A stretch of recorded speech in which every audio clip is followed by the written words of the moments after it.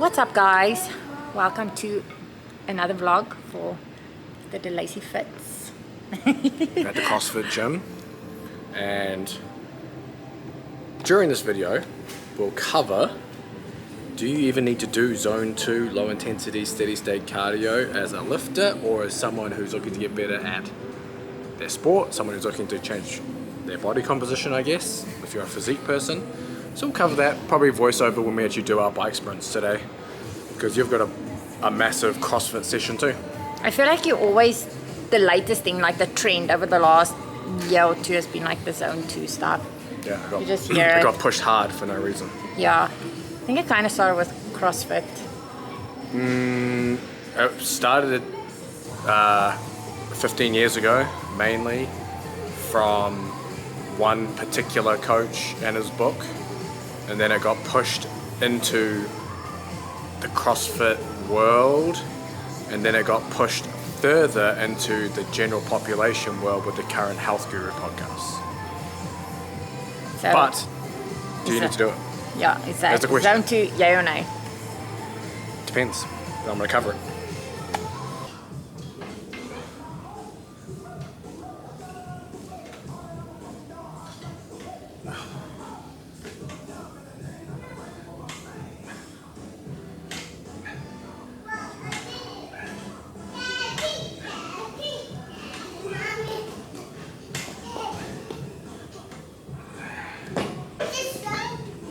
What do you mean? I mean, like, feeding it with your arms. I'm like, This one. This is cute. I got it. what are you doing? Look, What are you doing? I got this. I got yellow.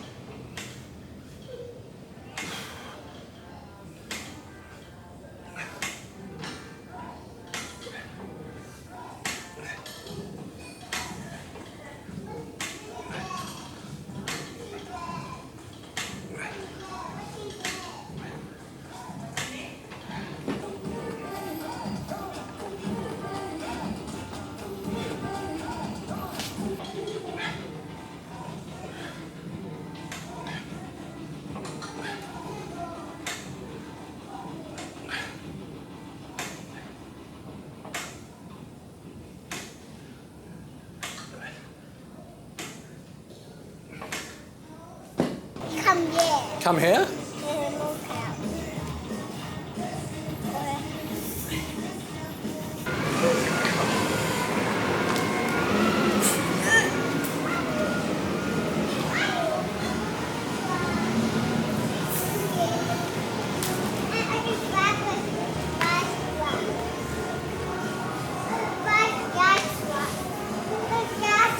Yeah.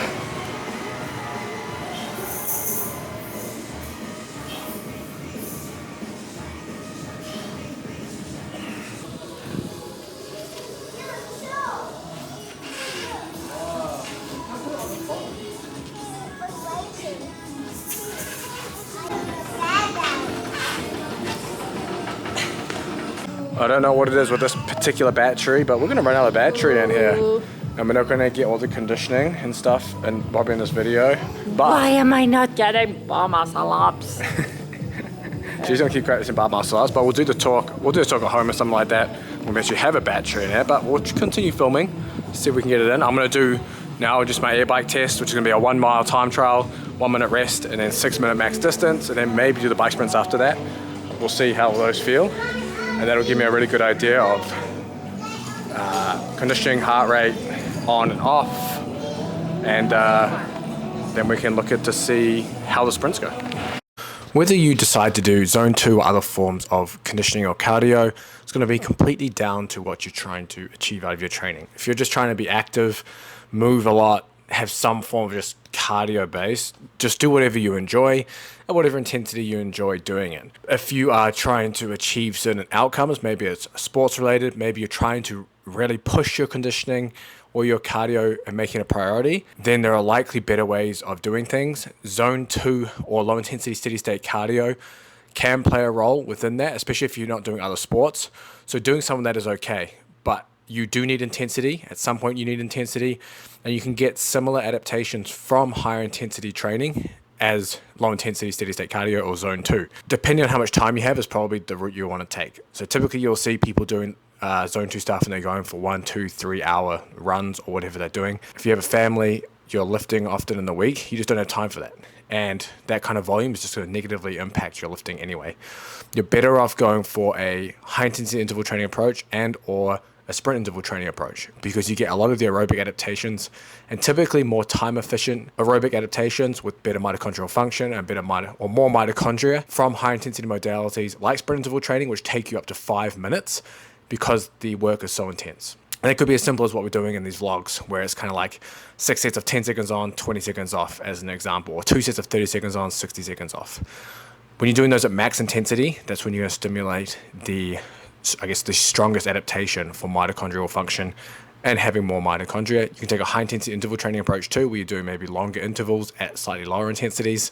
For example, 2 minutes on or 3 minutes on and 1 to 2 minutes off kind of thing. So these are some better options than just going for a 1-2 hour run, especially when you're time crunched. There's no way that we're going to go do 1-2 hour, cardio sessions. It's just going to drain you too much for your lifting as well. So it's just something to bear in mind. You can take a zone 2 approach, but there are more time efficient ways to do your conditioning that are probably more effective in the long run. Oh, really? Whoa.